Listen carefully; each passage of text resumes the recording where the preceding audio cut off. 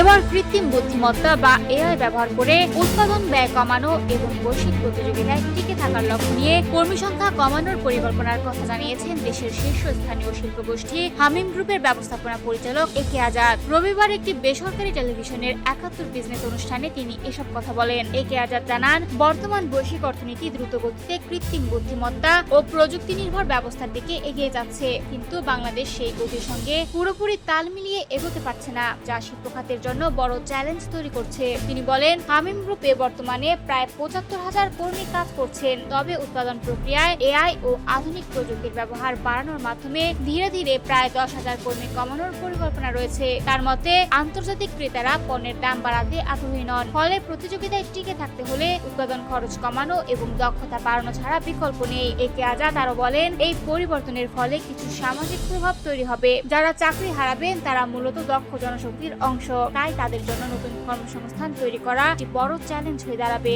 এই বিষয়ে সরকারের পক্ষ থেকে দীর্ঘমেয়াদী ও বাস্তবসম্মত পরিকল্পনা নেওয়ার আহ্বান জানান তিনি সতর্ক করে বলেন, দেশে উৎপাদন ব্যয়, উচ্চ সুদ হার এবং দক্ষতার ঘাটতির কারণে অনেক শিল্প প্রতিষ্ঠান চাপের মুখে রয়েছে। এর ফলে কিছু কারখানা ইতোমধ্যে বন্ধ হয়ে যাচ্ছে, যা শুধু পোশাক খাত নয়, অন্যান্য শিল্পেও প্রভাব ফেলছে। একে আজাদ আরো বলেন, বৈশ্বিক প্রতিযোগিতায় টিকে থাকতে হলে বাংলাদেশকে অবশ্যই প্রযুক্তি নির্ভর ও দক্ষ অর্থনীতিতে রূপান্তরিত হতে হবে। পাশাপাশি ব্যবসায়িক পরিবেশ উন্নয়নের জন্য ব্যাংক ঋণের সুদ হার কমানোরও দাবি জানান তিনি।